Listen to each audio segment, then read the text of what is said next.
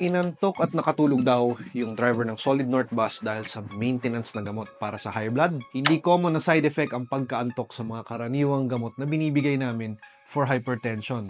Yung mga pinaka-common na gamot na binibigay ngayon ay mga ACE inhibitors gaya ng enalapril, angiotensin receptor blockers gaya ng losartan at calcium channel blockers gaya ng amlodipine. Ang karaniwang side effects ng enalapril at losartan ay ang pagkahilo at pagtaas ng potassium levels.